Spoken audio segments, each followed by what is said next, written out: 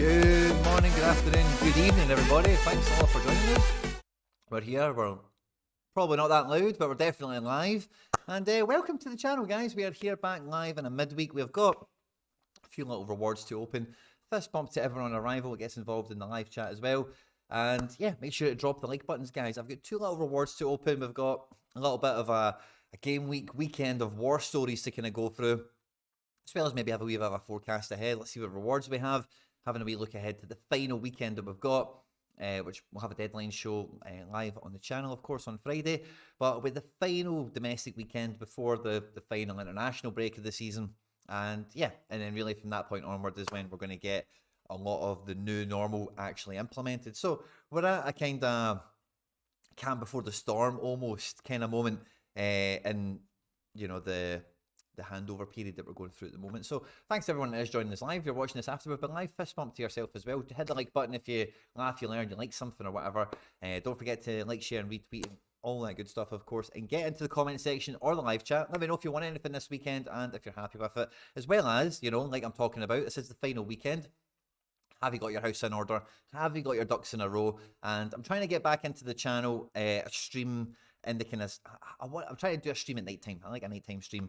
It's kind of what we've built the channel on when we kind of, you know, got everything going with the studio and everything else. So I kind of want to get back to that. So we've put open session on this. It's not going to be quite members like, if that makes sense, but I'm quite open to maybe get a few faces on, as well as a wee bit of free ranging topic and whatever as well. But normally, yeah, we've got rewards, we've got rivals, we've got a few things we can kind of center just maybe the evening around, as it were. But yeah, jump into the live chat and let me know what's going on. I see a few of you here already. Johnny TH with Heartbreak, Sam D, Taco Slayer, I love it. The long sleeves now. So I bought it as a long sleeve, right? Because in Scotland, like, you know, it's cold all the time, basically.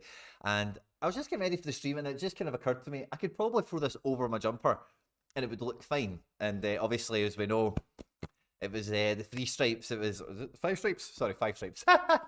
Atlanta, big GG, obviously hitting off in a big way. So good to see you. Aaron Large, fist bump, my man. Good to see you. Ian Sorare, Henry Sorare, fist bump. I've got 2 chats here. One of them's a bit behind the other one. I'll just close that on this page here. I think that's fine. Yeah, it's cool.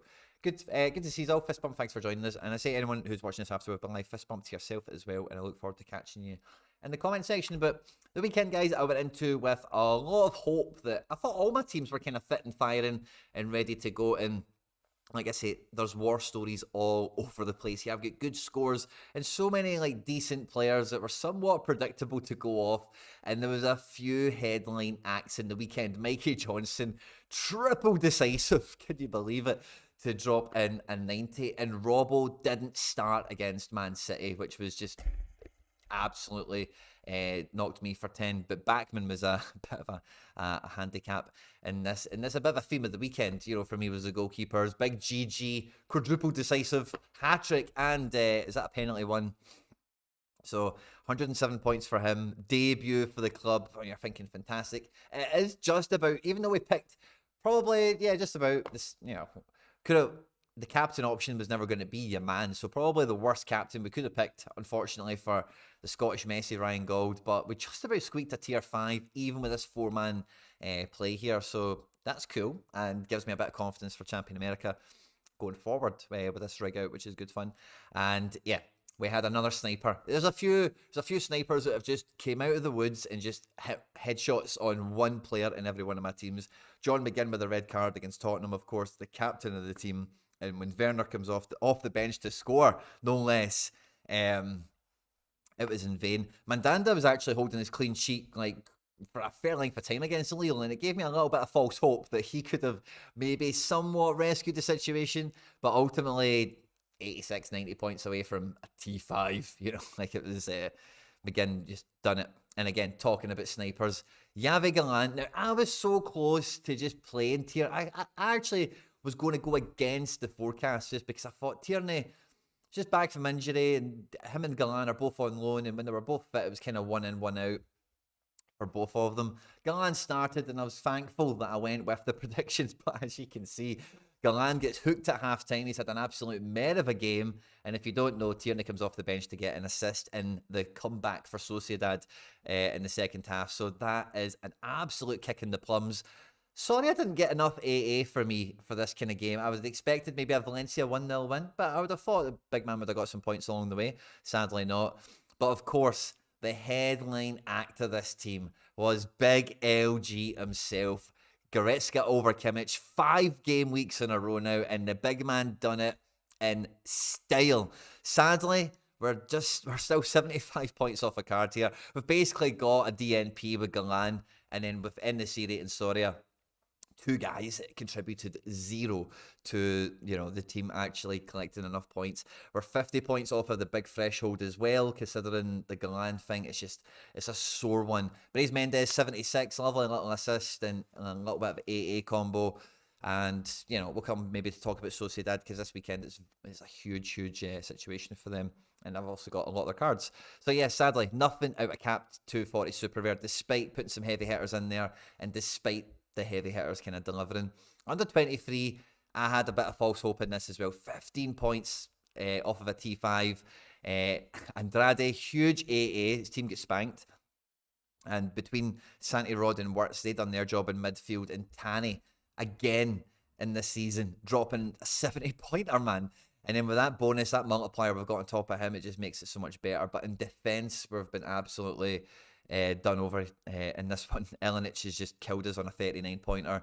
And if he done anything like a Frimpong or what Guardiola should be able to do for me, and he hasn't done this season, then yeah, we really should have been quite firmly in the T3s, and that could have been something fun.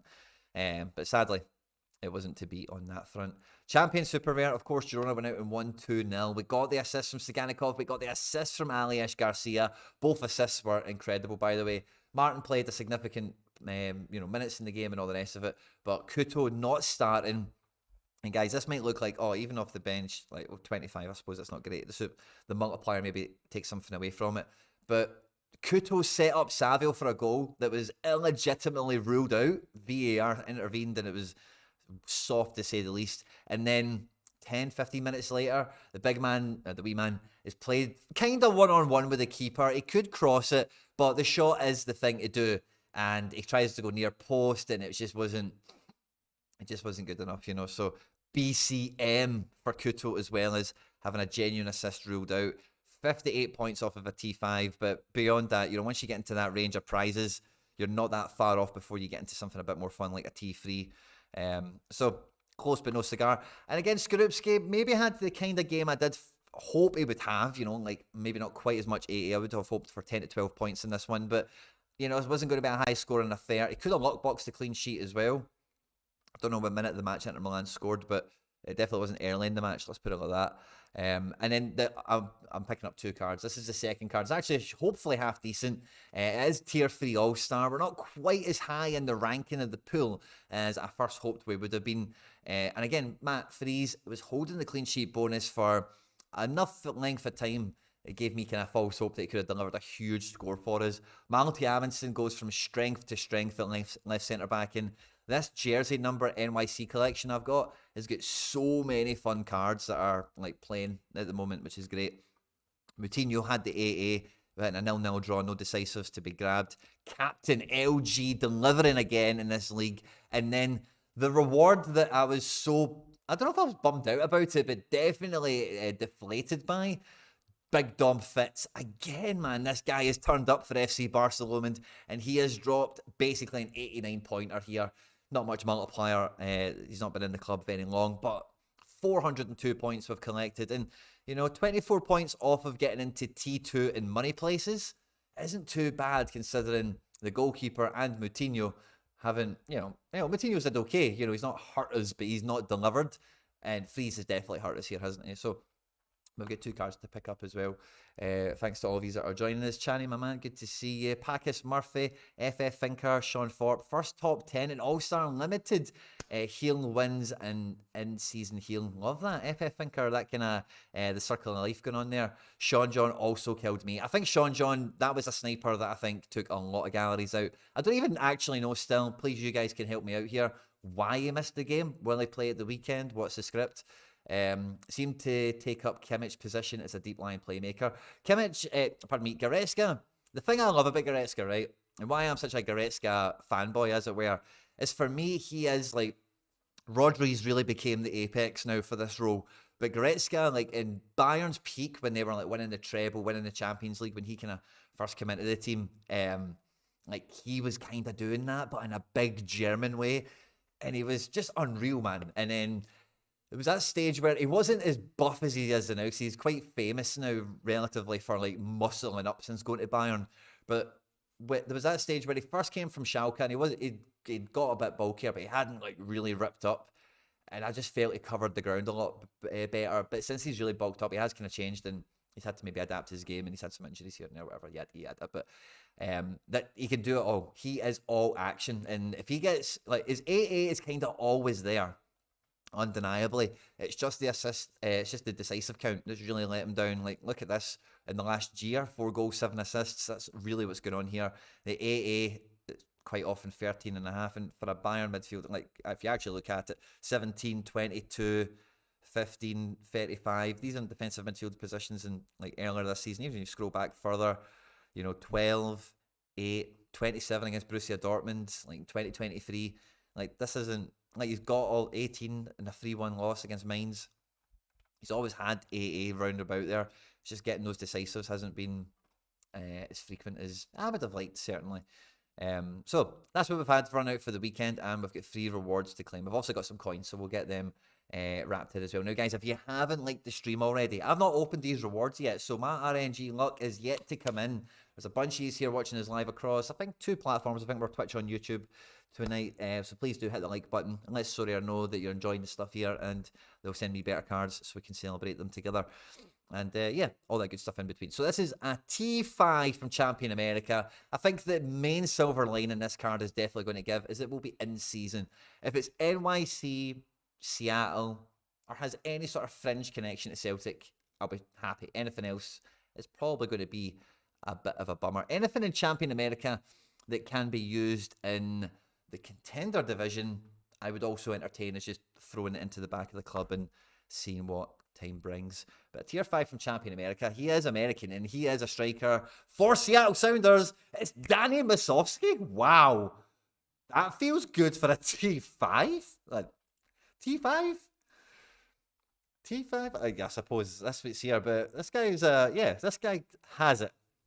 And as well as Rusnak has made that journey from RSL to Seattle. So I am rather buzzing about that. Very reminiscent on last season where I won the Nico Ladero Seattle card. Oh, sugar. Very early in last season and got a bit of action out of him through his kind of last season at Seattle. Obviously, he's now at Orlando. So that's kind of fun. I've won 2 Seattle cards that don't link up together. And Masovsky doesn't appear to be in the team at the moment. But definitely somebody, like I say, I can throw in the back of the gallery. I am Team Danny. Let's go. Love it. Good to see you.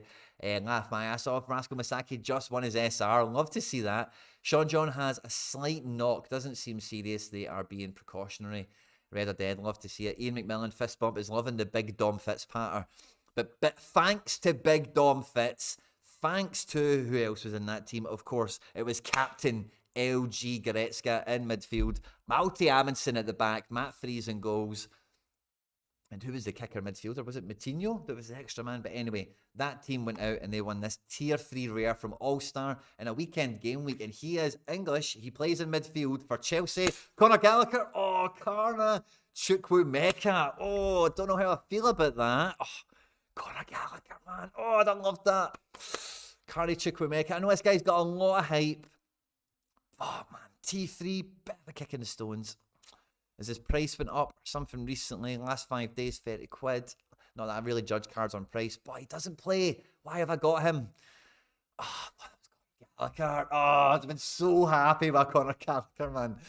Oh, jumping jimmies. But yeah, Charlie Chukwuemeka, got a big profile, definitely got a lot of hype around him and whatever.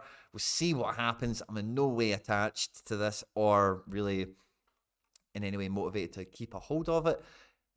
Let's see what happens.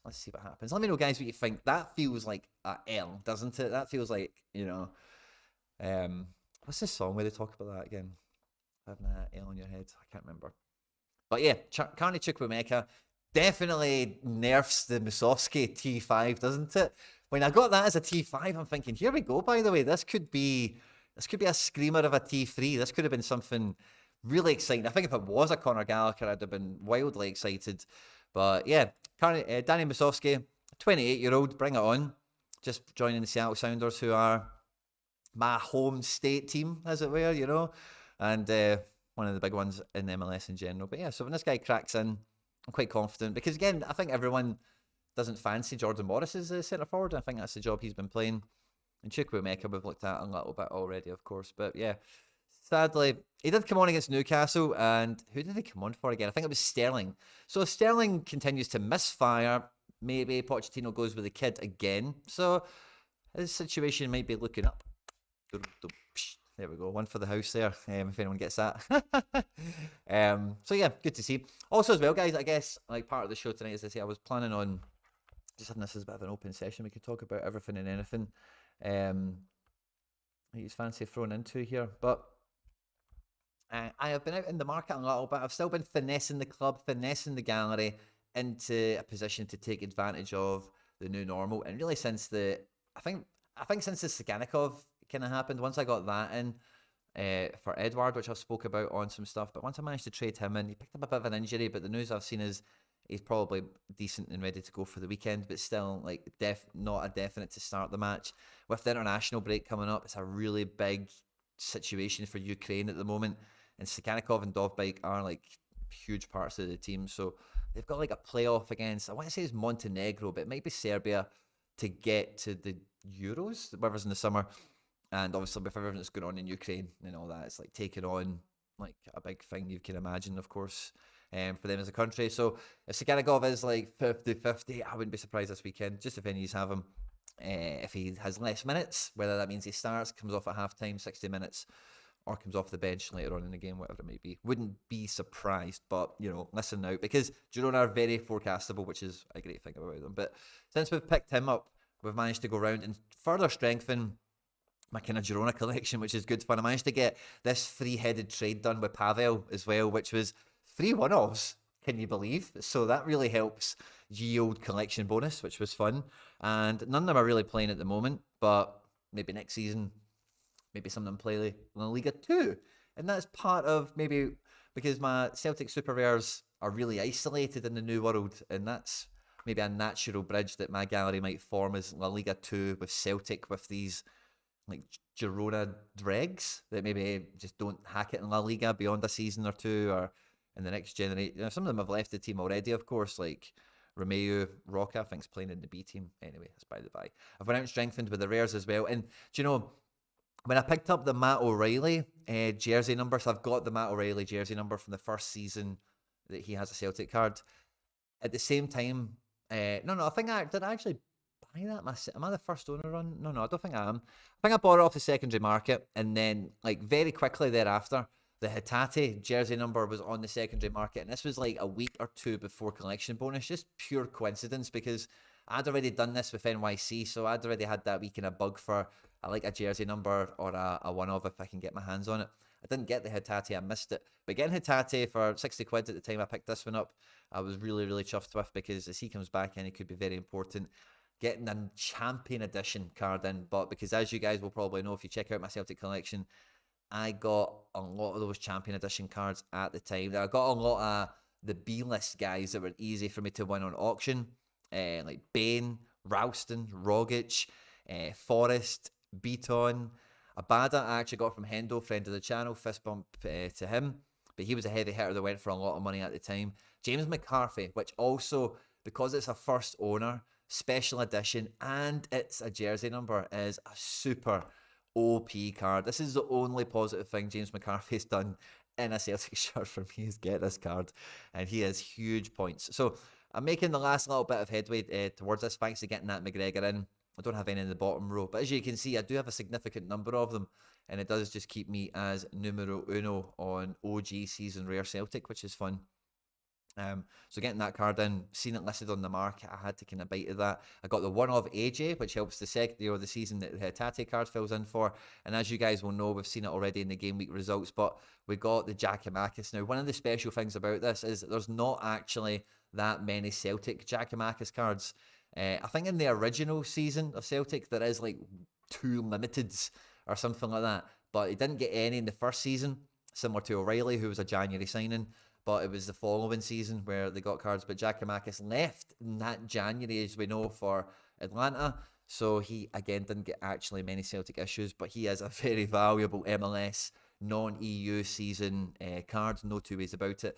And me being able to use that to complement the cards I already have, because NYC, if you look at that collection, one thing it does not have is firepower in the forward position.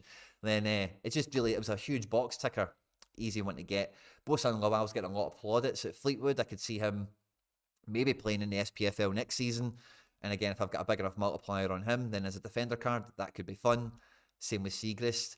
But in the new world, guys, Nanzo said it on the data show. And I think if you have been looking at your gallery and thinking about everything else that goes around, like the gallery, the handover period, whatever, you have to be thinking about multi-entry. You have to be thinking about playing one of these regions with 3 keepers or whatever. And as you guys know, with being a Celtic contender player, let's say, I have no goalkeeper prospects with Joe Hart beyond April or May or whatever, because he'll be retiring. That is announced, that is confirmed. So I went out and I managed to get 3 rare backup keepers at Hibs, a Jojo Wallacott, for a combined price of 75 quid, which I didn't think was too shabby. It's a bit of a punt. I don't know anything. I'm not ITK or anything like that. But he has had calls for Ghana. Like, does get called up for Ghana. He's like the number 2, was maybe questionably the number 1 for a moment. But so he's always a card I thought I would get to handcuff the Marshall I had anyway. And with Marshall being out of contract end of the season, I know he's in a bit of form now, but he is out of contract end of the season and like 40. So it's reasonable to assume that the backup that's maybe on a fair wage that they've just brought up from England on a 3-year contract could be the heir apparent. So I'm just kind of crossing my fingers that Jojo Wallacott here becomes my heart stand-in before I get whoever is the Celtic goalkeeper, and it takes a little bit of market pressure off me to act upon transfer news, hopefully, if the Wallacott kind of pays off. So that's a bit good fun. And with the goalkeeper thing, how are you guys approaching it? I was also really happy to see my DNP keeper. You might not be able to tell because of the form, but he's not a thing. Let's see. Will he play this weekend? I'm about to say he's not a DNP keeper anymore, but after those first 2 games, we might be speaking a little bit too soon. Yeah, the championship will be down the way from where we're at. So let's see. Do we have Waterford locked in? We don't. They're away to Birmingham, but I'm going to hit this button here. But I do think maybe Backman's time might be numbered. His days might be numbered as being a non-DNP keeper once again. But, that really felt great seeing him play. And it's a great... And having Tani doing well, it just makes me feel a wee bit more comfortable with recently losing out, trades and selling, whatever we did. I forget the particulars as we're speaking now. Anatoly Trubin, so I still have him kicking about. I've only got one team of U23s anyway, realistically. But I do need goalkeepers for next season. There's just no avoiding it. So getting that DNP fun did, I think, give me a wee bit of the inspiration to go and get this triple Wallacott in. And I don't do enough of this stuff for my own gallery as like buy up in numbers. And there's something actually we'll talk about in the stream. Maybe you guys can get involved in as well. A bit of maybe a bit of a scouting opportunity, let's call it. We'll get to that in a little moment. I'm just catching up with you guys. Fist bump to everyone that's joining us live. What's the latest on the McGregor injury? So I said this on the Celts Are Here podcast. It'll be out probably tomorrow at Celts Are Here on YouTube and everywhere else really. But the only thing we've heard from the manager is when the injury, I'll paraphrase, right, but when the injury happened, basically Rodgers and the team thought, right, he's not going to play until after the international break. And then by the time they came around to ask him that question, maybe because I think the scans were inconclusive or something to that tune, but it's now no longer clear, so I don't think he wanted to say outright he would miss a certain period of time because they were just probably, in Rodgers' own words, playing it somewhat day by day with it. But there is rumours coming out of Lennoxtown, out of Celtic Park, that it might be for the remainder of the season, but I think we will... Yeah, I'm just double checking. We will be... I'm sure that before the St Johnstone game, it will be in the press conference. People will be asking him, but we will need those Celtic YouTube notifications turned on Friday for sure to get intel on what Rodgers is saying around McGregor. Doubt he'll feature at the weekend necessarily, actually, so maybe we don't need that. It's hot to trot on deadline exactly for McGregor, But people will be asking him, no two ways about it. And then I also went out because I won a super rare that some of you guys were quite chuffed with. I forget his name, Sommers or something, plays for Cercle Bruges, I want to say. But I was watching Seville against Sociedad, and I've seen Seville play a few of these games. I want to say I've seen them against Atleti, and I've definitely seen them maybe when this guy was away. Yeah, Girona. And since they've had Quique Sanchez Flores, it just gives me huge Getafe vibes from when Getafe first came onto Sorare, and I got Enes Unal, Carlos Elena, David Soria, and they were like fighting, getting into the top half of the table and in pretty good form before like it all kind of fell apart for them. And anyway, it's the same system, very similar vibes, style of play, whatever. And in the series, and Isaac Romero look like a great duet, a great partnership. So I went and traded, I think Pavel to get in the series locked in. Sadly, Isaac Romero doesn't have cards at the moment. Now, we did get some new faces actually earlier today. So before I speak too soon, let's see, Isaac. Is that how we spell it? I'm not sure it is. Isaac. Oh, he's got a picture now.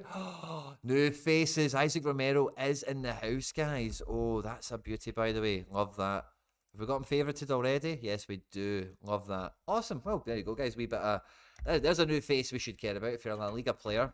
Limited rare or super rare. There's your first chances to get some Isaac Romero action.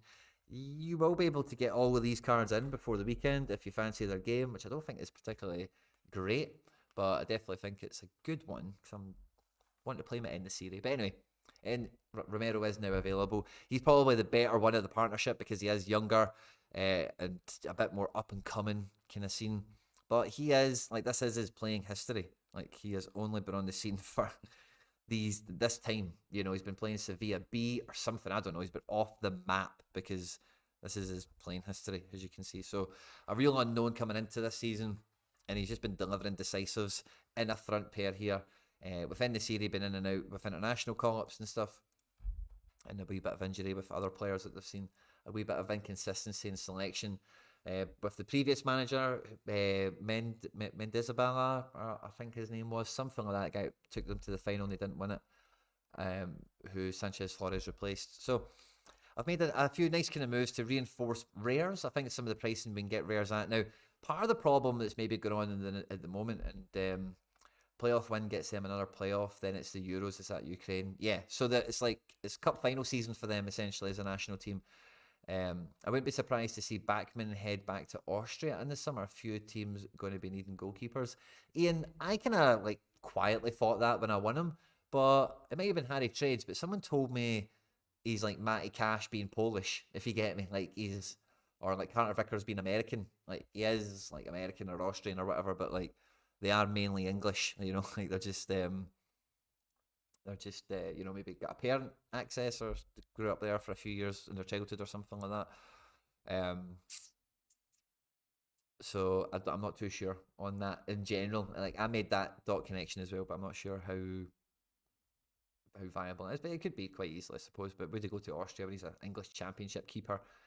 When an English Championship team would probably pay him a fair few quid more if he's rated at that level and based on his L5. I'm in no position to have any belief that he's better than what we've seen here, to be honest.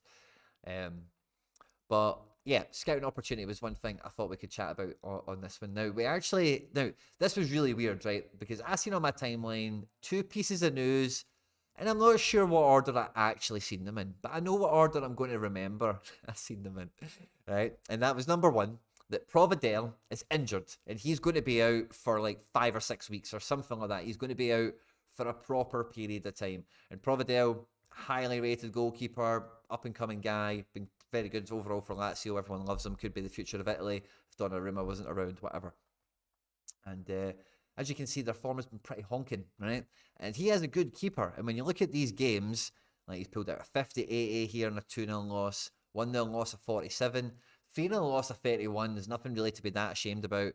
And then a 2-1 loss here, getting injured in the process as well, of course, of 42. 76 in a victory. 12 here in that game. Not too good for him, conceding the penalty, I think, there. 64 against Bayern. So a good goalkeeper. He's out now for a period of time, and I'm thinking, oh, that could be sore. And literally, I don't know how long afterwards, maybe moments, probably minutes, but I'm going to remember it as moments. Maurizio Sarri has resigned as Lazio manager, right? Now, I've got no idea what the reason is going to be, but I am just going to remember this as he has rage quitted because Lazio are going from bad to worse. Like their season, like this run of form here, it's kind of killed them, you know. When we look at the league table in Serie A, they're definitely not kind of hitting as hard as they would have wanted compared to where they finished last season. I think it was second or something. Yeah, languishing in ninth. Champions League elimination is nigh, and like, hey, their season is just going to be extraneously more harder, or whatever the word is, without Providel. So I think one of two things is happening here. I'm going to remember it as Sarri rage quitting because this season maybe it gets worse and he doesn't want that tired. He maybe just thinks, hey, if I just quit now, because without Providel, maybe he's thinking without Providel, we're conceding another goal and our 2 goals a game. And, you know, like, look at where we are on the table. How many more points can we actually capture? What does that say about me? How about I just resign and then people won't think about me? With the consequences of this season, someone else can take the flak or whatever. So that's what I'm telling myself, right? It's Providel domino effect. But with Lazio, with Italian football, when with Sarri, who just will insist on being like a smoker, stuff like that in the dugout and all this crazy stuff, you can never rule out the drama or whatever, right? Now, why is this a scouting opportunity? Why are we talking about this, right? Because Lazio have a pretty legit squad. There's no two ways about it. And Serie A has definitely got opportunities in it right now, as well as Liga 1, for champion cards that will be relative to their counterparts in the Bundesliga, La Liga, and the Premier League, maybe undervalued or less attractive to some regard or another. So I do believe that if you have the motivation to win in season big 3 leagues cards, a budget, an alternative route, a zigging and a zagging, a Kansas City shuffle, whatever you want to call it, is going to be Serie A and or Ligue 1. And Lazio, have been very, very frustrating and not a great SO5 team. But like I mentioned already, the squad is pretty strong. Forget Nesta, of course, but in defence, guys like Pellegrini have been pretty good. Romagnoli, Hisage, some of these guys have really good SO5 scores in them, but it's in midfield where a lot of the real potential is here. Zaccagni went fit and available. Ravella went fit and available. We've seen it at Monza already. Luis Alberto. Don't feel really any of these guys have hit their absolute peak form in Mauricio Sarri's dogmatic system, but in this Lazio team as well. Daichi Kamada, of course, who we know can be much better, has failed under Sarri, so a new manager will totally breathe life into his situation, as well as, maybe Gustav Isaksen. Tati Castellanos is one that I think could be a big winner as well, because Felipe Anderson has signed a pre-contract agreement, I want to say with Juventus, it might be Inter Milan, but one of those 2 teams, so he's leaving in the summer. And Pedro, I can't remember what his situation is, but something's telling me that he's on his way out also. So I do feel that there could be a bit of a shake-up. Like, we could see Lazio maybe play some sort of funky 4-4-2 all of a sudden, or, I just think there's going to be some good shake-up here, and I think depending on who they appoint, now, you guys will know, my favourite to get every fun job in European football for the last year has been Igor Tudor. Could he come in and get this team? Because he's a very front foot attacking coach. It's yet to be seen. Is Mauricio Sarri quitting Lazio to maybe take over at Napoli? Because Napoli, as we know, have been a real basket case, and he is like a legend in Naples, and they all, the people they've got there, like some of the legacy players, like they'll take to Sarri. So maybe that's one of the reasons he stepped away from Lazio. Just as I remind myself I've maybe not mentioned that, but I do feel there's a lot of opportunity here in Lazio for champion now, because without Sarri really puts a ceiling on this squad of players. Like, Sarri's system, I think, can probably work much better in SO5 terms, but this squad of players, it didn't happen for. I don't think the Lazio team he inherited was anywhere near, like, an easy fit for him to pick up the reins and run with. He did have success early on, it must be said.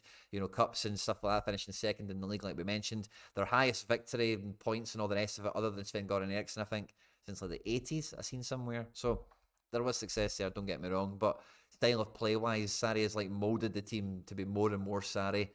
And maybe that's a wee bit of the reason the league's getting away from them all of a sudden, because the squad of players isn't optimised completely for that style of football, and subsequently the SO5 scores somewhat reflect it.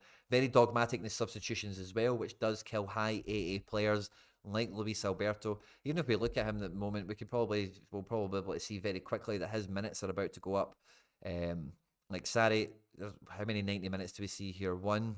Wow, a lot of 60 minutes. A few 80s there. There's another 90 minutes. So two since the turn of the year. 2 90 minutes. He's played every game. Only 2 90 minutes. 2 80 minutes as well. Or is it three? Sorry, I beg your pardon. But yeah, not that many.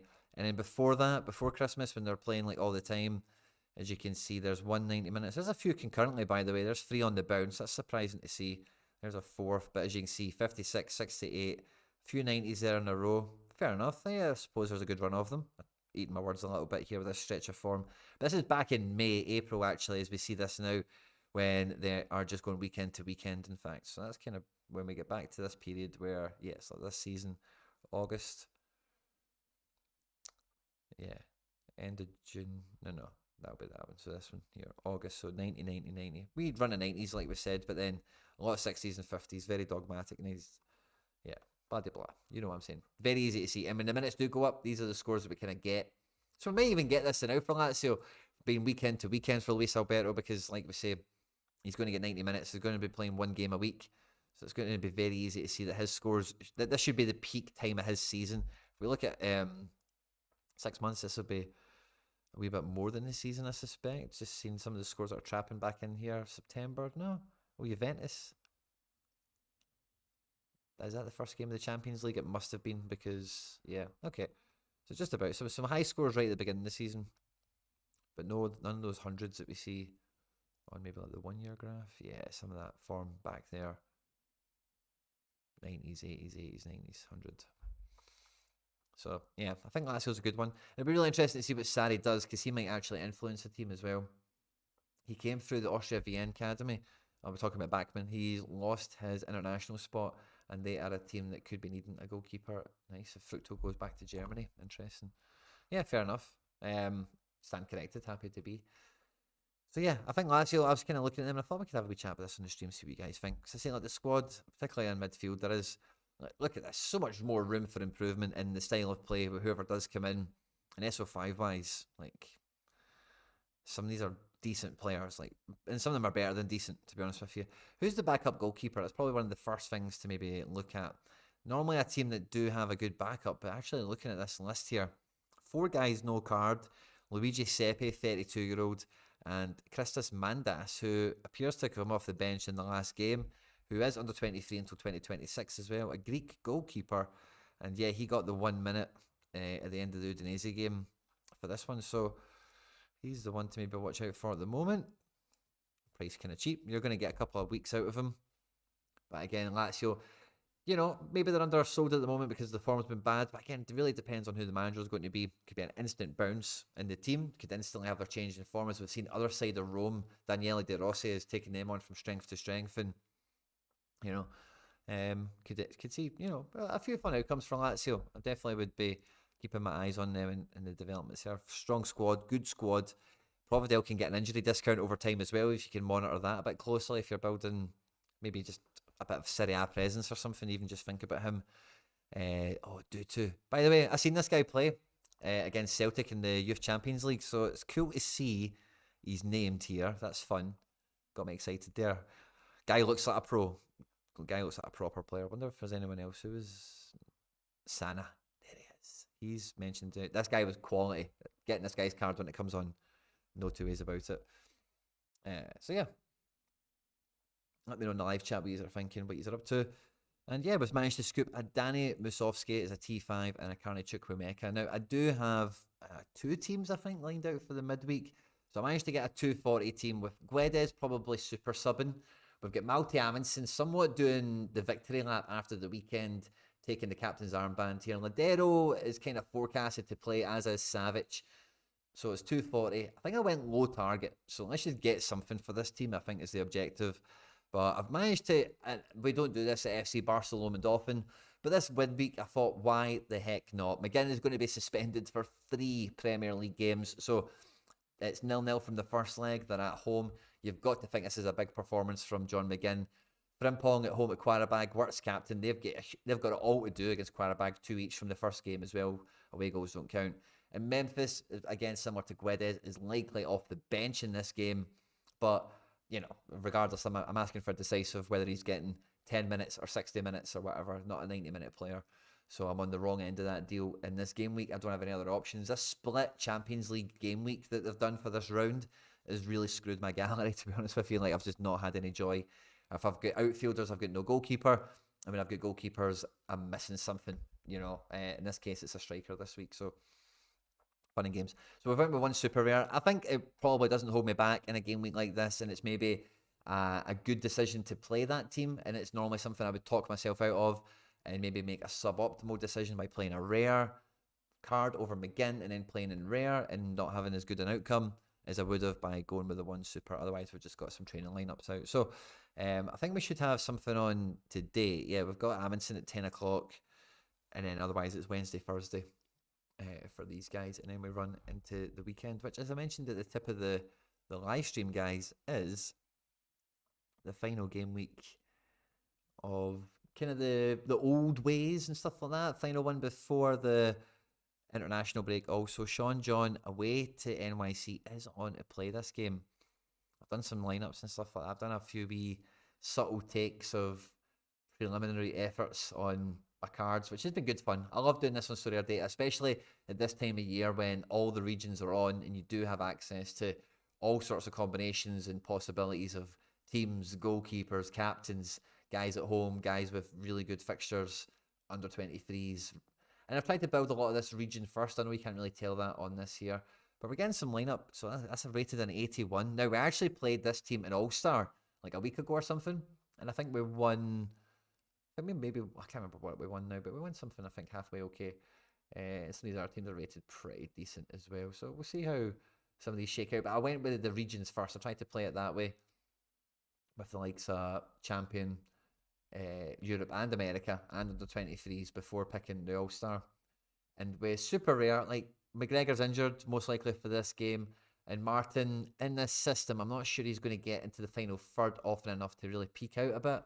So it's just weighing up the whole super rare options and playing with 5 supers. What's the best division to try and maybe lean into? I have maybe nerfed Kyogo in a lot of my selections, and I might change that after kind of reviewing the Livingston game further. So yeah, big weekend ahead. Kind of looking forward to it. What happened at Celta Vigo? Yeah, so of course, yeah. So Rafa, this could be another one, by the way. Rafa Benitez has been sacked, I think. So Celta are third bottom at the moment, and yeah, I'm sure the big Rafa's been sacked. Great catch, Ian. I was close to playing Starfield, by the way, as well at the weekend, and I didn't. 58 points he dropped, and I'd have played him over Espinoza, who was a blooming 0. So that could have been something. Just because, you know, the team's defending, as long as he doesn't like concede the penalty. Look at that, 28A from the big man. Triple-double, that's all you're after. 3 tackles, 10 effective clearances. That's all you want, man. Empty the box, big man. 5 duels won, 2 interceptions. Locks in some serious points for you, even when you do get those goal concessions. So look at that, man. 58 points for the juicy multiplier on that. This team has some quality in it. This Celta Vigo team, I can tell you, is from following Spanish football, and Celta Vigo for the last 2 or 3 years has been built by the same sporting director that's involved at PSG, that Mbappe insisted join PSG, that he met at Monaco. I want to say his name is Luis Campos. He's only been an advisor, an advanced kind of, you know, consigliere, as it were, to Celta Vigo. He wanted Rafa as well. He thought Rafa would probably help level this team up. It's not really happened. Rafa has just got too defensive in his Premier League old age, and the La Liga Rafa of old didn't come back. The Valencia Rafa of old didn't really show up here. Between the 2 goalkeepers here, they really like this Villar guy at the club. He's just been offered a new contract, and Guaita is Premier League level, and he has been pretty decent whenever I've seen them. So, but the defence, like Unai Nunes, Starfelt, Mingueza, Manu Sanchez, are 4 quality La Liga players.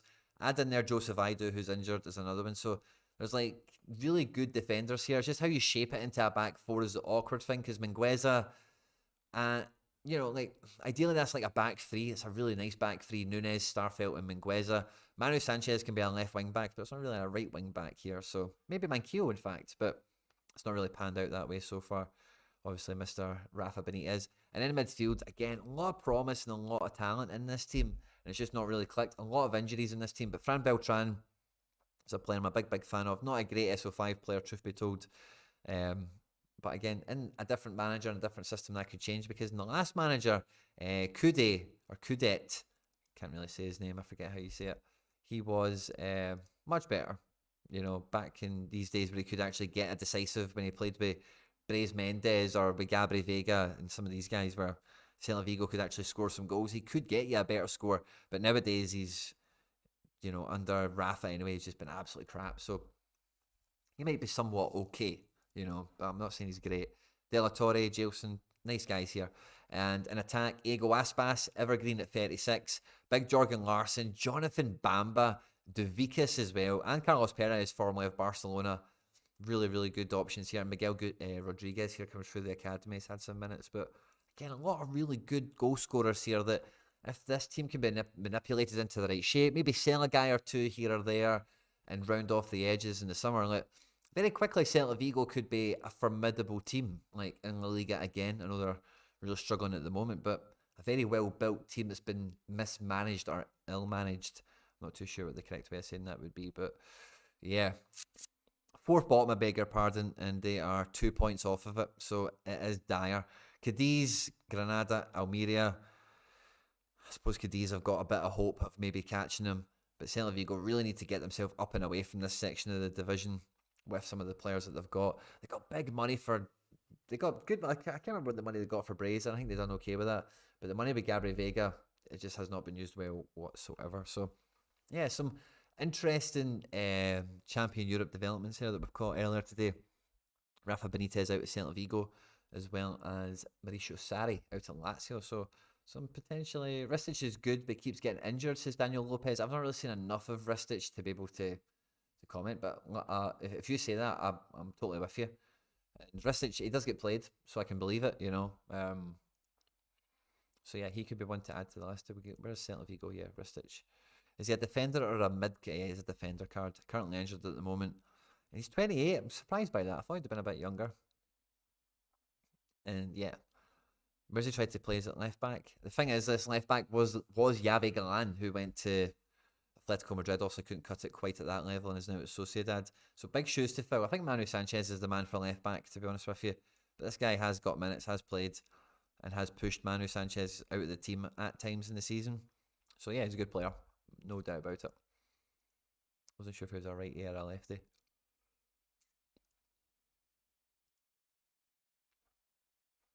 Yeah, no team here for Watford, sadly. But yeah, so a few bits and pieces going on. A few trades, a few moves. We've won some cards here that, yeah, as I say, the Chukwuemeka I'm not too buzzing about. Maybe keep a hold of it for a minute longer, see if we can get some minutes into him, because he did come off against Sterling. Who do Chelsea have this weekend?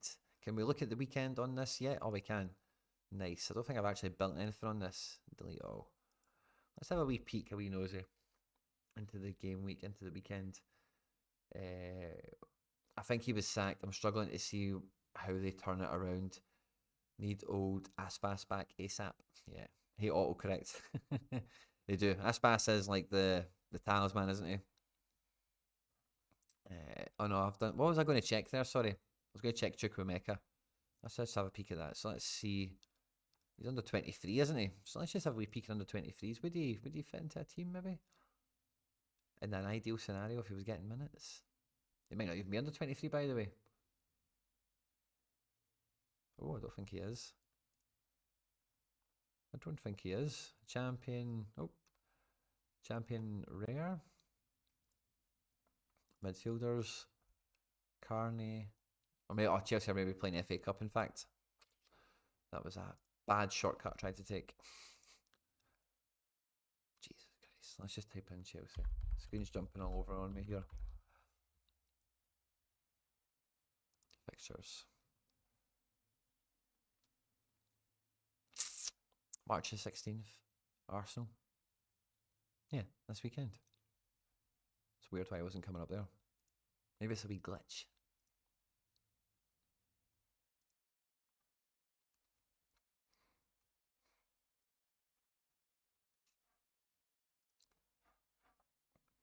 But yeah, I trades my man. Fist bump. Good to see you.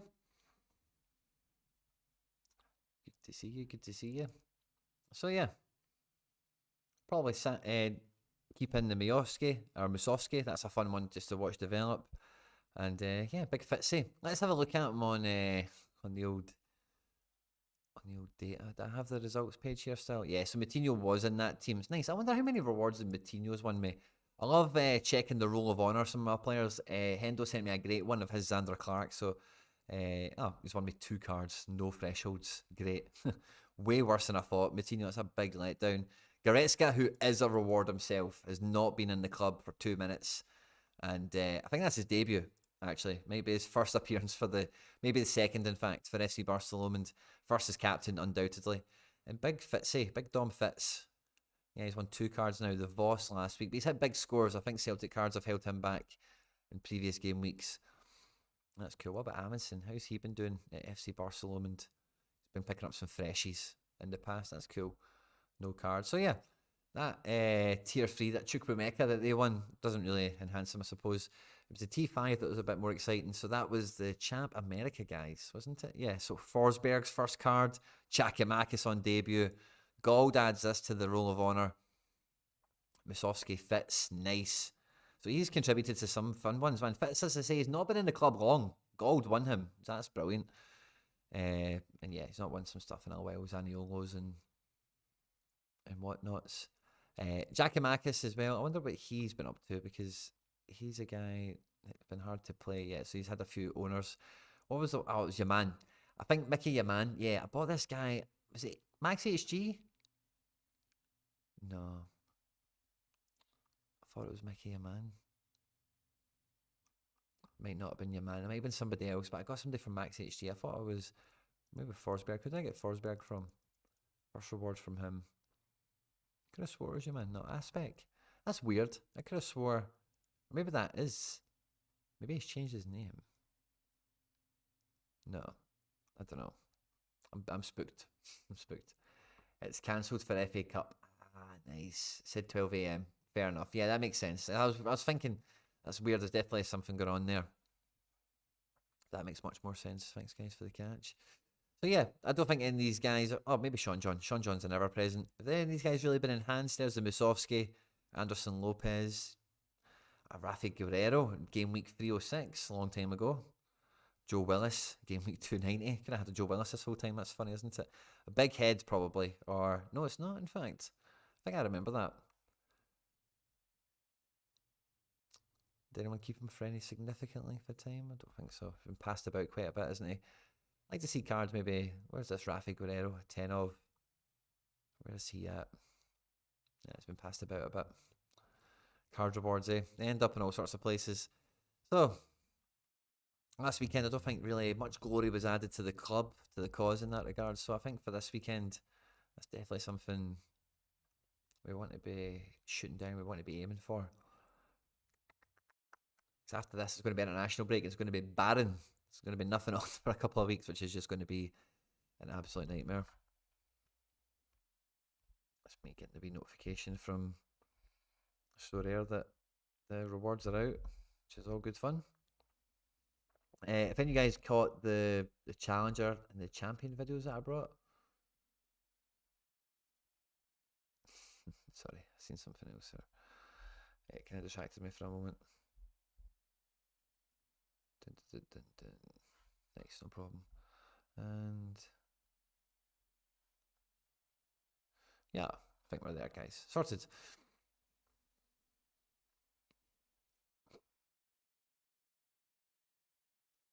Yeah, just go Celtic.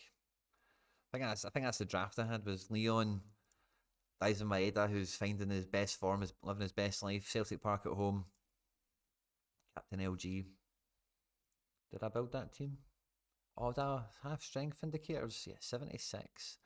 Let's see what the data. Let's see what the machine does. So mine was 76 rated. 50. I'm gonna write these down. No, I'm not. I'll remember them. So 76, 63, 50.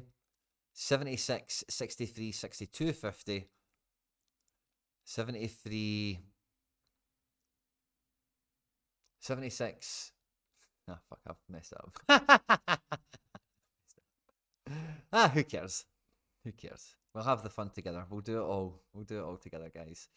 Right, okay, All-Star. What would the robot pick us? What would the robot pick us? Wow, interesting. It's the same principle, but I know more than the machine does with the forward selection here. This Saganikov is not better than Dyson Maeda. Now it's went with Aliesh over Leon. Both of them are away. Bayern are away to 18th in the league. Aliesh away to Getafe. I just see Bayern scoring way more goals. I don't see Aliesh really competing with Goretzka this week, to be quite honest with you, in terms of head-to-head. Now, I did downplay Kyogo in my own lineups. I still think Dyson remains the man. So what did I have at 78? So we're at 76. Yeah, I think that's probably still the best way to go, to be honest with you. But let's delete it and say we go with it's 78. We think Saganikov is going to play. We go with Aliesh Garcia. We captain Liam Scales. So we think he's going to score the most points, apparently, which I think maybe shows the contradiction in the team. We look at Champ, Euro, Super Rare. Let's build the lineup on this guy. Doesn't use the unique, but we go Goretzka, Braze, midfield, with Skorupski, Starfelt, and Timo. Now, I think this very similar team could be spat out by the machine if we prioritised 240. Because I've done this, well, I've not done this, but I've played with combinations. I think that's possible. So let's see what happens. Yeah, it does. And it would add in Dyson Maeda. Now, we know that Yavi Galan, in fact, cannot be played in this game. I don't think it will. I think it will be Tierney, or, you know, it's a question anyway. So I don't think we can back that. And Ayer, if he's on to play against Burnley, by the way, then I'm all about that. This could be epic, because Ayer against Burnley could score fantastically well. So, complete lineup. It's just going to give us Galan again, isn't it? I think we need to reformat ever so slightly, because outside of Galan, we've got some players that are a wee bit better priced. Interesting. Okay, let's lock it in. We've done the Galan thing because we've helped it out. Because I just don't think, do we have it on here yet? I just don't think Galan can start after Tierney coming off the bench. It just would be fitness, you know, if Tierney isn't actually fit enough. Quinny, talk me out of buying a new Guzan. How much is he? Just find somebody else that's the same price. It's not as old. It's the easiest thing to do, surely. It can't be that cheap. Yeah, it's not on here yet. I can't imagine Tierney starts over Galan. So we'll slightly nudge the robot to pick Ayer and lock that in. So let's have a look at Champ Euro now. Does it pick the unique? Champ Euro Super Rare. It does. It also picks Galan, so we can chop that out and it's going to pick anyone. John Churches is the fifth man. No Kuto. Only 67% at the start. No DL either. No Tierney. I'd probably put Tierney in this team, to be honest with you. I think that's the way to finish that. It's going to make the team seem rubbish. But Oyarzabal still hasn't been used. If we get rid of Galan, it plays John Churches. I don't get that. I don't think he's the best option. He's suspended. He's on the bench. Kuto. Cool. Interesting. 61 rated. Yeah, I think my teams are better. After those three teams, like, they're the best three. I had 5 super rare teams, and definitely I've got 3 teams that should be fun, should be interesting. And yeah, maybe I've now got 2 70 rated teams. I had that anyway, but maybe didn't I? Because let's have a peek.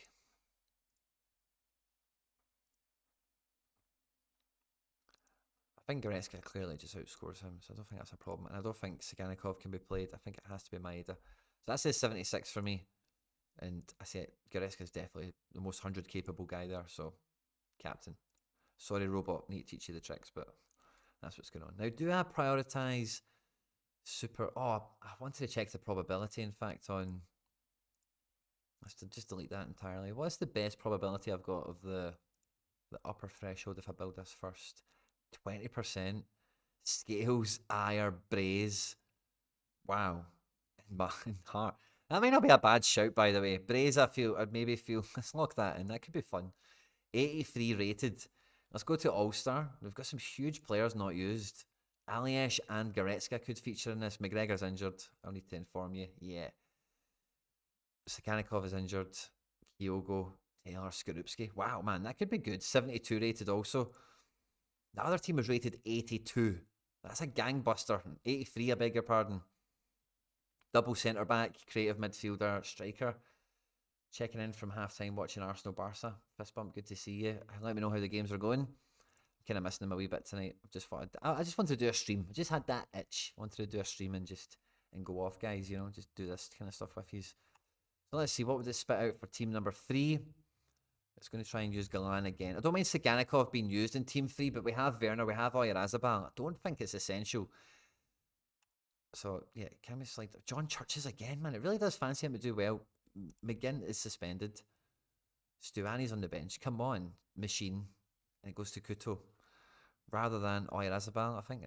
Okay, fine. So what does these teams build out to? That's probably the best set, isn't it? 72, 83. Scales is so powerful in 240, isn't he? Ayer's not a bad cheat code. Dyson is really cheap at 31. Braze at 46 is phenomenal. That could be fun. This team doesn't really feel too diminished, by the way. If Kyogo does start against St Johnstone, this is a brilliant team. Potentially. So this could be great. This has 2 points remaining, so I could swap Dyson with Kyogo if I wanted to. Wonder how that changes.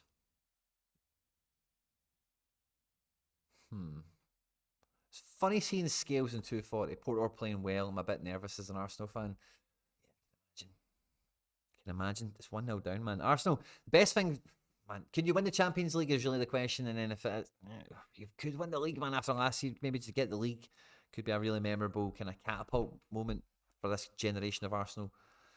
Kind of Liverpool, you know, they didn't get the Champions League win first time around, you know, so not everything, I don't know. I don't know, it wasn't linear for these anyway, but yeah, I think you know what I'm babbling about. So some really difficult either ors here. I really like 2 of my keepers, which is a nice change of pace. Skorupski and Hart, great games. And like I say, I definitely think I've got 3 teams of strength here, but I just don't think that these combos are... This looks really good. And the Kyogo one... Yeah, I think Kyogo has to start over Ida after coming off the bench and scoring. Ida didn't influence the game, and he missed the penalty last week. So I like to play Kyogo, but I don't know if I want to play him in like that level of a priority, you know, of a team. So maybe I put him into 240 with this outfit because he could fit in here. Put Dyson in here, so he's a bit more certain. And then like this team is certain and like to go off, like has the bones to go off anyway. Skorupski, Taylor, it's full of heroes and legends. Maeda's just obviously just bagged the hat trick. Defo on to start. I rather like that 83. So let's delete this for a moment. And the champion one. And let's see what it does when we swap just Dyson for Kyogo. Dyson for Kyogo. 83. Exact same. So we put Scales and Hart in here. This has kind of got the clean sheet jeopardy. I don't know if I captain Scales or Braze. I think Braze could score higher than Scales. I suppose at home, Scales could monster out on us. And Ayer is a bit funny. I wonder who we would pick if we didn't pick Ayer. It is only Ayer, I think, isn't it? Especially if we take Kyogo, so it takes extra points off the table.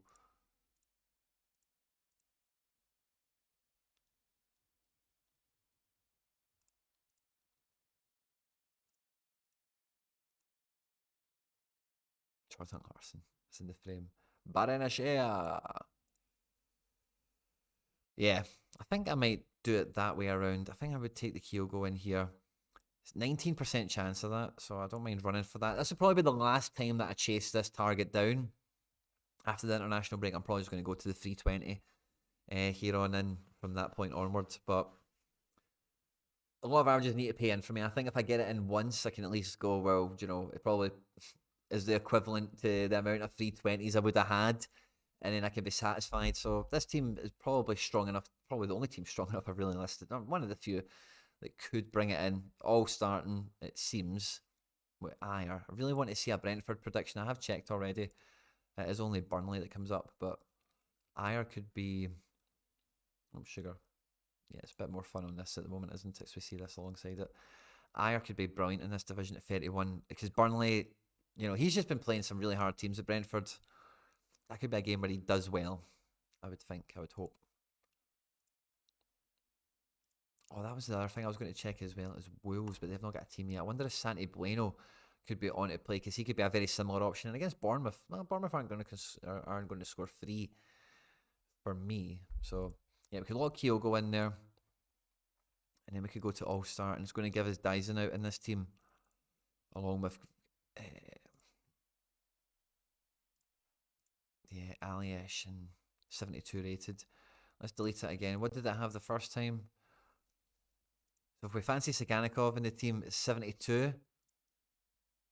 Dyson doesn't change it, so I think we just do that for the certainty. It doesn't change the rating in any way at all. And it's got Captain Aliesh again. I think it's hard to imagine people getting ahead of a big LG in this one. And seeing Taylor here makes me want to put Scales here, kinda.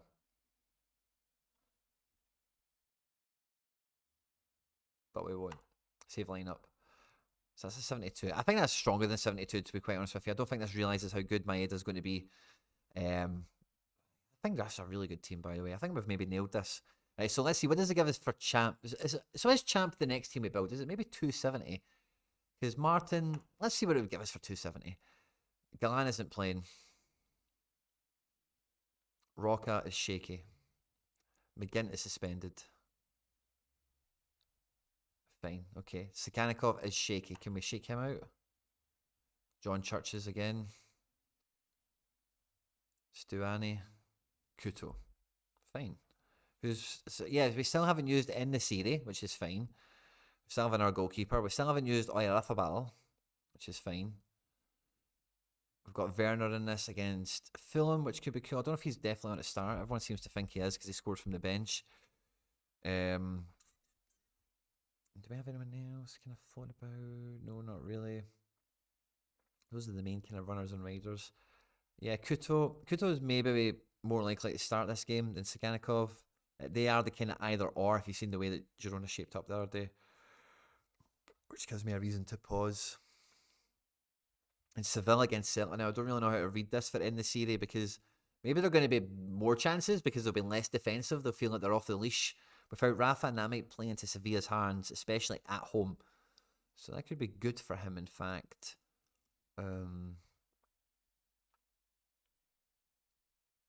He's at home. That could be better than Werner away to Fulham. So we don't know if he's on for starting for sure. That's 60 rated.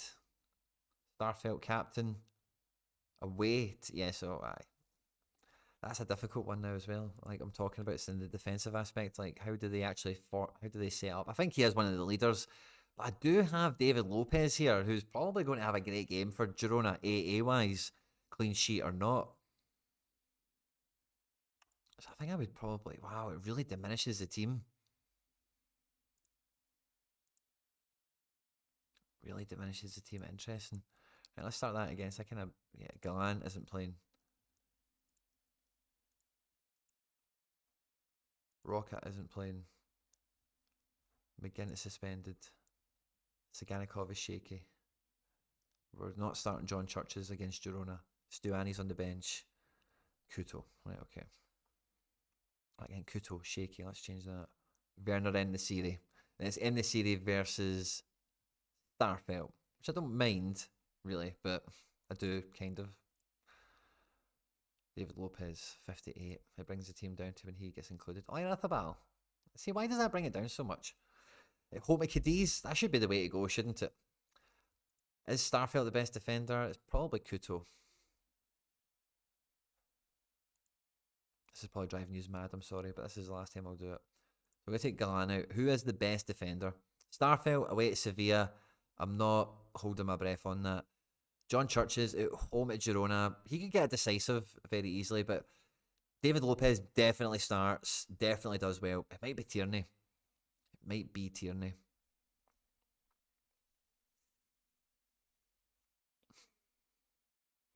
It might be Tierney. What do we think? What does the hunch tell us? Yeah, maybe like 60% in favour of Tierney. I think I would maybe take the punt on him. He is clearly the best defender. I think in that game at home at Cadiz, he will monster it. Is he better than somebody else we've played already? Taylor and Scales? No. We've still got Starfelt here. Let's bin that. Let's bin Saganikov as well. I don't think Saganikov is going to be that likely to play a significant amount of minutes. We need him to jam into the decisive, and with less minutes, that's just more dicey. I'm just trying to avoid that. Not diminishing his ability this game week at all or anything like that, but only have Llorente in midfield, I feel like. Don't think anyone else is sniffing a start here. Maybe Forrest for the banter, but it's probably Llorente is the only guy that's starting here. And then in attack, there is options in the Serie. Oyarzabal, Werner. I think it could easily be Oyarzabal. And then man number 5, we get 92 points. We could just go Werner double attack and get those decisives locked in. We could go in the Serie for the same thing. We've got Couto, we've got Lopez. There's no midfield option. Let's see what it would fill out with. Sagankov, of course. Starfelt. Fine. Fine. Let's go Starfelt. You want to play Starfelt? Let's play Starfelt. Now, this team I don't feel would do that well in Champion Euro, but it fits in 270, just about. Who was the captain? Probably Tierney. And I think it might just about do the job. Oyarzabal playing Cadiz, who's on penalties and stuff. The midfield is, and Mandanda, is he getting in ahead of? That's all three. No, I've got 4 super keepers, so we will have a champion team that goes out. Let's see then. What does this enigma leave us with?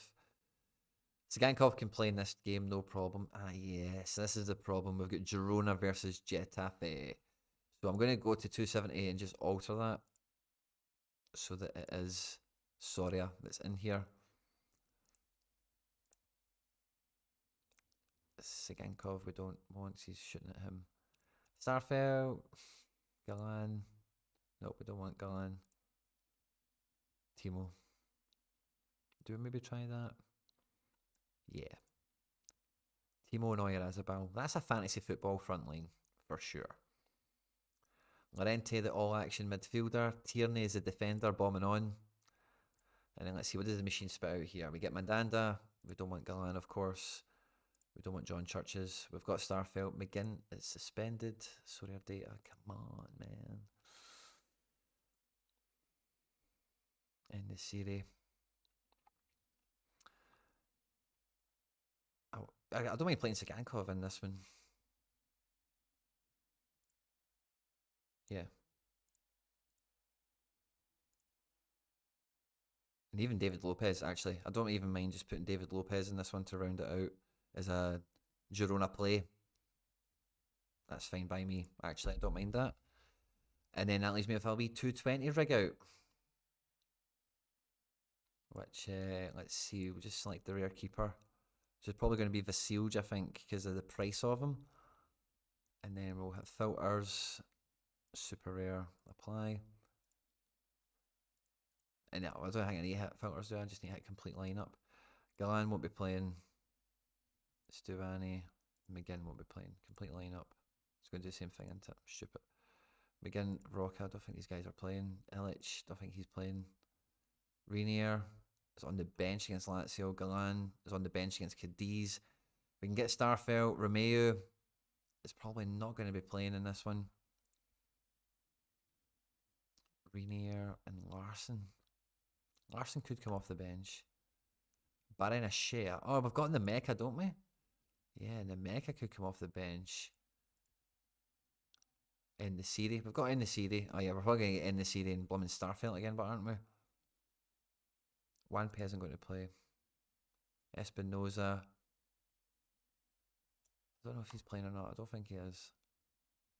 Riquelme will come off the bench. Is that the way we go? Riquelme from the bench, Rainier from the bench. Wonder. Let's see the play sharper. Where is it here? Do we have any Italy? Do we have Frosinone? Is there any inclination? No, none. Against Lazio as well, actually. Against the newly managerless Lazio. And they're at home? They are at home. Do we have a little hunch? Can we see Frosinone on the little hunch radar? Frosinone. Let's see. There's Lazio's team. Oh no, I think this is the wrong thing I'm looking at. Yeah, hard to judge, hard to judge, hard to judge. Where is he in the list? I just seen him. There he is. So let's see. Is he featured L5? Yeah, he has. Kinda. Fine. I don't mind this, in fact, to be honest with you. But who's missing? Starfelt. Could we get Starfelt on 12 points? Probably not. Though he's getting here. That bit's a mad motorbike outside here. Sounds like somebody's playing GTA or something, doesn't it? In the Serie, I'm fine with Espinoza, 46. Nemeka, I don't mind the shout for Nemeka. Or Baranashea. Is Wolfsburg on this, I wonder? He didn't feature in the last game. He wasn't even on the bench, which just makes me worry because he just scored the weekend before and you're thinking, yes, big man could be back. Reckon Yankuto stays in the summer, could get a big money move. Well, he's owned by Man City. Like, he's not even like in the group or whatever. So he's rapid. If he can get a bit stronger, he's like and he get rinsed by Vinny. So I'm not sure Man City will be convinced he's ready for them. It could be the Kyle Walker air, pace-wise. A lot of improvement to go in other areas. He is rapid in recovery, you know. Yeah, seems to be injured again. Big Lucas, unlucky pal. Baranashea, I think, is back in town, isn't he? He played Champions League, and then was he on the bench at the weekend? Nah, total DNP, out of squad against Granada. So yeah, injuries are a lot of fun, aren't they? Especially this year, they're extra fun. Stuani definitely comes off the bench, we know that. So maybe let's drop Rainier for Stuani, because I think we know he plays. I think we know Galan plays as well. It's just not the amount of minutes we probably want. In the series starts. Churches is probably going to start. We've got Stuani. How many points is that? 54. Galan from the bench. Can't get Starfelt in here, can we?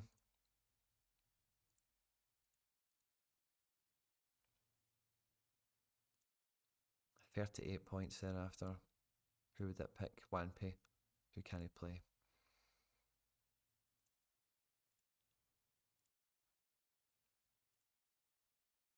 In the series. Churches. And then the final man. Galan. I wonder about Rocca, by the way, because he's been... That Johnny Cardoso and Guido, I think I've paired up. Yeah. Rocca's hard to bring in. Galan is a no. Stuani, fine. We just go with it, don't we? Don't think there's anyone better than Stuani to come into this spot. Maybe Forrest. James Forrest. James fucking Forrest. He's playing this week. Jimmy! Get out there, son. Probably captain him as well, by the way. Aye, that's cool. That's the team to go with. Jimmy and Riquelme, definitely off the bench. Everyone else will start. It's a 220 team. It's the last one we make. And we've got a few injuries that are preventing us from making it that much stronger. So yeah, I think I quite like how this is shaking out. I'm just kind of need to keep my ear to the ground for team news and stuff like that. It's rated horrible. It probably does do horrible, let's be honest. But yeah, I really like the look of that 83 rated. I like the look of the... This 270 is fun as well, by the way. So, but the lineup strength is terrible because it reckons Tierney isn't going to play. The lineup strength in this one is weak because maybe they're all away from home. Mandanda's probably not going to keep a clean sheet either. But the two best keepers have got good teams, man. Good teams. Could this fit into something?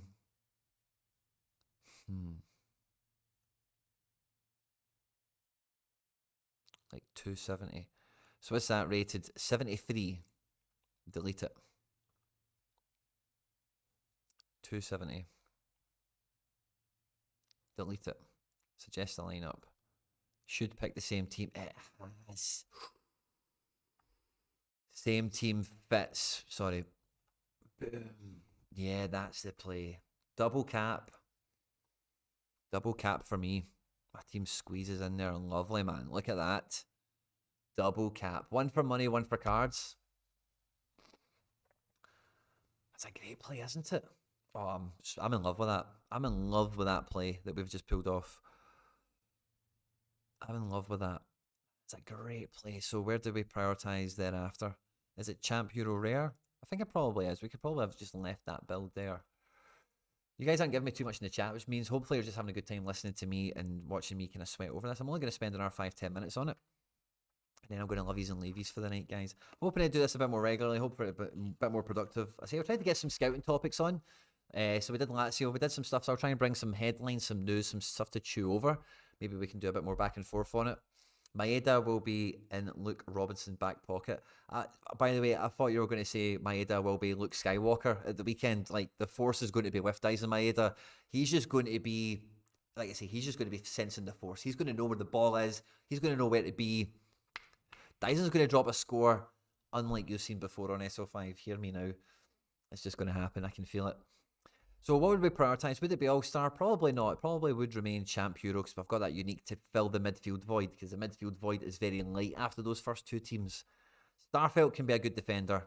Cool. In the series, Sagankov, Mandanda. Mandanda's the goalkeeper, that's fine. Let's get rid of Starfelt. Let's get rid of Galan. If it wants to captain in the series, I don't mind that, by the way. John Churches, I can't play you against them. Kuto, fine. Kuto and Sagankov probably share minutes, which is the only thing that puts me off this team.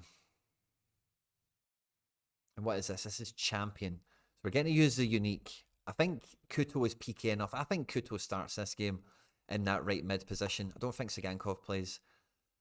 Nice. So let's...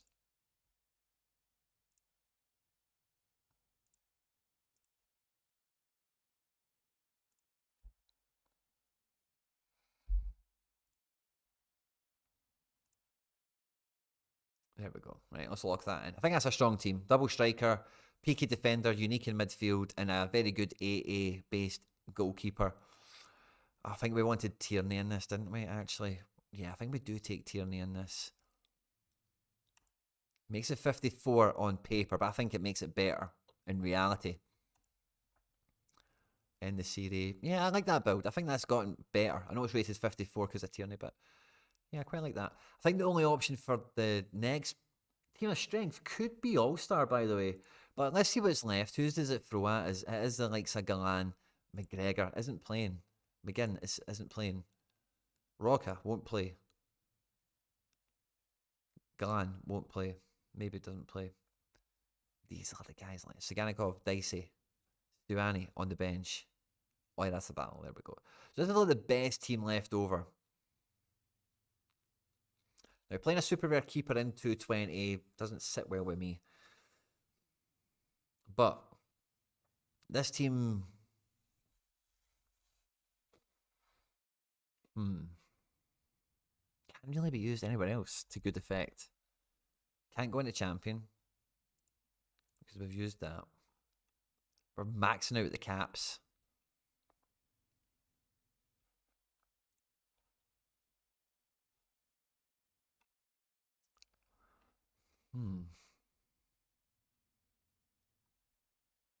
It's a difficult one, isn't it? Do you know what? I don't mind maybe... I know we're getting the machine to kind of help flesh this out for us, but I do think that team... We did a pick again? Yeah, I think it was pretty weak. Did we take Starfelt? Sorry, I'm fine. But, like midfield, it's only really Llorente, it's the option in terms of fit and available. We could take Sagankov, but Oirazabal plays. That's a good game for him. And then, who's the fifth man? Is it Sagankov? Do we just use him? Or do we go Kuto? Or we could use David Lopez. Double defence. 49 rated. Honking. Fair. Fair. It is a honking rating. I can get that. But what are we expecting? David Lopez can drop a 60. Starfelt the same. David Soria against Girona. He could drop a 70. And Llorente, the midfield is really going to let us down. He's just not... He needs a decisive and he could do something good for us. Atleti versus Barca. Maybe it's a good game for Atleti. They are at home. They are actually very formidable at home. Maybe I should be... Yeah, I should be actually a wee bit more confident with the Llorente, I think. I'm quite confident with Oirazabal. I'm unsure about the Starfelt. I think this is kind of where I lie. So who's left? Yeah, you're not playing. really wants to captain. So let's go for it. Zagankov, do we just play him and go for it? Maybe we do. It just feels too dicey. But it's either him or Kuto who are they're sharing minutes. So it's one of them is going to start. One of them is going to score well. It's probably going to be Zagankov. Could be fucking both of them at this rate. Maybe I do just play both. Maybe that's the Starfelt could do well, man. Bad news on Amundsen tonight. Oh, gutted. Stefan, my man. Fist bump. Good to see you. Interesting. Yeah, I think David Lopez is a solid 60 guy. No two ways about it. Like 60 defender, definitely on to start. Because Sevilla could do a number on Celta. Celta might be like a ship with no sail and kind of directionless is my kind of concern there. And then the final man spot, who would it put in? McGregor, who can't play. It really wants to put Starfelt in for double defender. Zagankov and Kuto. I'm a madman going in circles here, haven't I? Everyone's going with Kuto. I'm kind of there with Kuto as well. Zagankov is 50-50 on to play with a few sources I've got. So, yeah, I really do think Kuto is the play. Kuto Lopez, let's do it. Captain Sorare. Interesting. Having Sorare versus Getafe is a bit annoying. But it is the last kind of team, isn't it? How are the other ones shaped out again in terms of the Girona aspect? Where's Mandanda? Yeah, it's not really playing a part here, is it?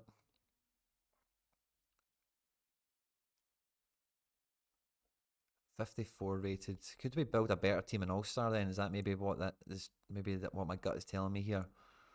The amalgamation of these teams maybe in All-Star somehow becomes stronger? Because we can get the Martin in. So we can get the Martin in. We can get the Mandanda in, who's not playing against Girona. In the series, fine. Starfelt. Galan. Now, Galan is rated A, right? So that's basically Tierney. And then Zagankov in the series. In the series against Celta. Fine. Again, I just don't see why he doesn't want to pick Oyarzabal. Or Werner. Let's play Werner. It's going to pick Starfelt. It just cannot get away from Starfelt. In the series, Zagankov just wants to go double forward here, which I don't mind, in fact. If we've got Werner, Tierney, Martin, Zagankov, but maybe we just Girona a team up. And then we can have, yeah, so if we Girona a team up, 60 rated defender, unique midfielder, we play Zagankov, we say, hey, Sagankov's going to start, we back him. He is going to start, let's say it. How many strikers do we have? But we do have options. We get in the series, we've got Werner, we've got Oyarzabal. So let's just say Oyarzabal. No bother. Or in the series. No, Oyarzabal. 65% win chance. And then Kuto. Or Zagankov. No. I'm absolutely messing with myself here, haven't I? Jedi Robinson will pocket. No chance. No chance. How much does the prize pool drive your team priority? So, not as much as it used to. The number one priority is winning. So where is the winning team I've got? And this is something that maybe when we used to do these streams more often, I used to bang on about more and more. But I say it all the time when I look at these results, is I have a winning team in here. Undoubtedly. Like, it's easy to see. I could have played Goretzka, Giacomakis, Forsberg together in fucking All-Star. That three. There'd have been 300 between them. And then it's find a goalkeeper and a defender and would have done half no bad, you know. And a couple of scarcities with some of those cards, perhaps. So it's more a case of finding where is the winning team? Where is the winning combos? Because if you win, you win. You know, that's the main thing. If you don't, if you finish out the prizes, you get zero.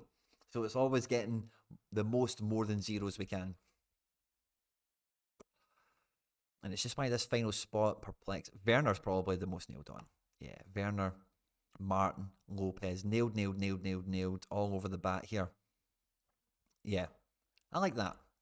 Makes me feel, it's rated 52, right? But that makes me feel it might have the potential to have the knock-on effect to make this champ team maybe a little bit less bit of a pain in the bum than it was before, but maybe not. We've got Sagankov in here again. And Starfelt, Soria, Lorente in the series. What if we get rid of Starfelt? It's Galan again. We get rid of Galan. John Churches. So we go. I don't think that's a success recipe, is it?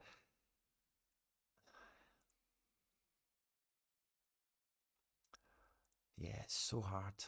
So hard to finesse this. There's a combination here that we're missing. I know there is.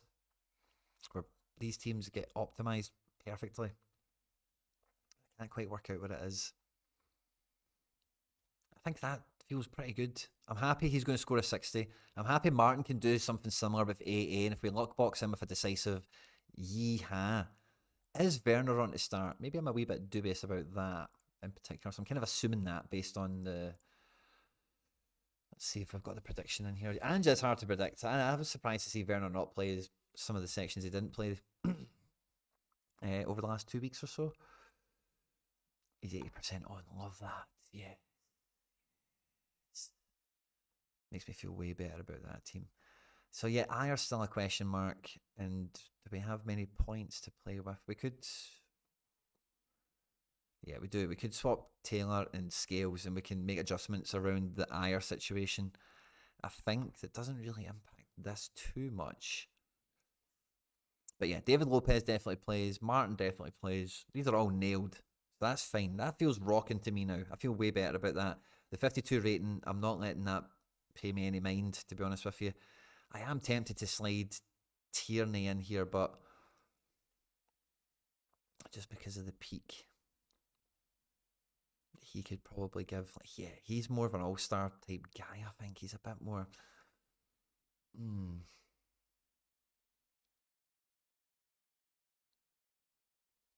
But then it's the whole Getafe Soria problem in a roundabout way. I'm thinking maybe I could put 27% chance of a clean sheet. What does he have? It doesn't really tell us here, does it? Form, matchup odds, everything's in his favour. He's at home. Let's just leave it. David Lopez. KT smashes. He's at home as well. What am I thinking about? Yeah, this is the team to go. Ignore the rating. Captain KT. Save that. And then Champion Euro. We just do. We forget the Sorare Getafe thing. It normally doesn't bother me, but it is now for some reason. It sometimes does kind of like, can I get around that? But I don't think we can. In the Syrian Starfelt, I don't think we can get around either. I think we just hope that both of them, like as we've seen, Starfelt just lost 4-0 and dropped to 58. So he's got that in his locker. Laurenti's not got a great game anyway. Soria's not got a great game anyway. So like they're kind of asking for AA machine efforts no matter what team I play them in. This is the fourth team, so I don't mind this being a bit ropey. Sagankov does come up as double A and gets in the team, so maybe we roll with him along in the series. 61 rated, let's just stick it. And then we go to 220, where I think we need to keep Vasilj in goal for points. Because I think he's just too good as a cheap keeper. 43 rated. To have anyone better? It doesn't appear so. Don't know why more options aren't. Oh, so I've already got teams picked, haven't I? Let's have a peek. 50, 26. We don't know if he's playing, but if we got him in, it maybe gives us a bit more flexibility. 49, 56, 48, 48. Yeah, so other than Backman, who we're still kind of like, I don't even know if I'd want him in this team. He might kill it. Vasilj could help it. So yeah, Vasilj is the keeper, I think, no matter what, in that basis. Because I would rather win a super rare if I could, you know. I don't need to do that filter, of course. We already selected Vasilj. He's suspended. He's not going to play. He's on the bench for sure. He's not going to play. Right, okay, so we've got Riquelme coming from the bench. Let's do those filters again, sorry. I was scared to say super rare. Apply. Just because, like, Nameka's not going to play. Larsson's not going to play. Baranashea, who knows? Let's see. Who do we have in attack? Stuani's the man, right? Stuani's the attacker. That's fine. And in the midfield, is it Riquelme from the bench against Barca? Probably. Yeah. Cool. Or Forrest. Yeah, Forrest off the bench. That's fine. John Churches. I don't think you can be captain in this game, mate. Do we even need John Churches if we've got Kuto? Can we play Kuto? And then, oh, yeah, 64 points remaining. I think I've just seen David Lopez still there. Yeah. Get him in the team. Why the hell was he not picked? Nice. This is way better. Double defense option. We could play. I'm just noticing we could play Starfelt here, by the way, but no. That's nice. Stuani from the bench, Forrest. That's cool. That's cool. Captain Kuto, because he is genuinely the peakiest player there. Might start, might ball out. That's cool. I actually rather like the 220. Is it missing some firepower? Could we swap?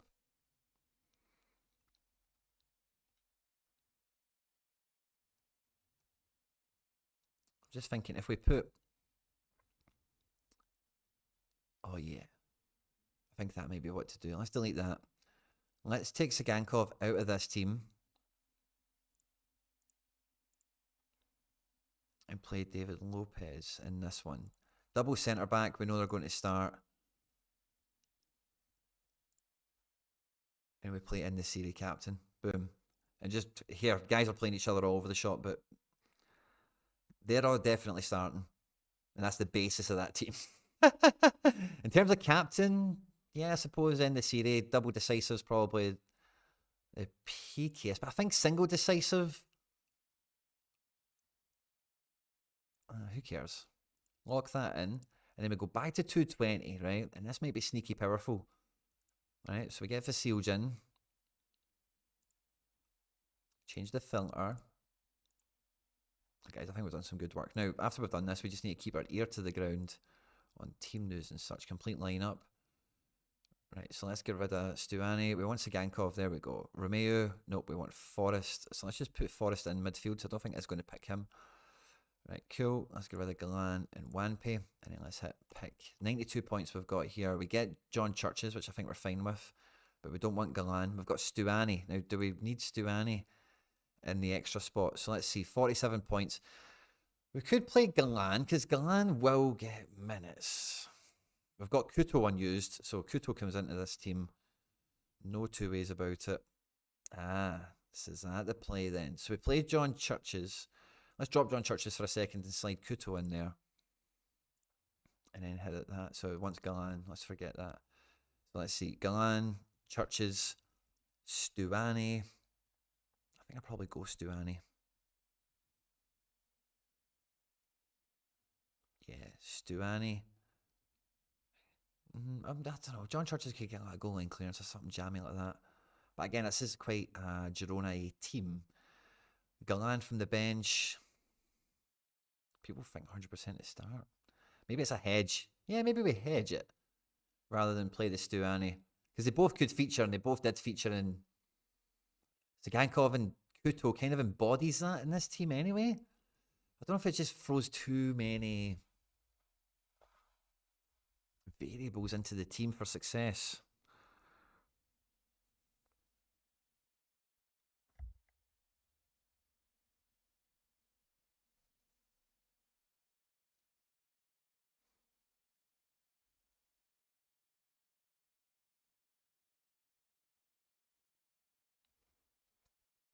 I'm going to play Galan.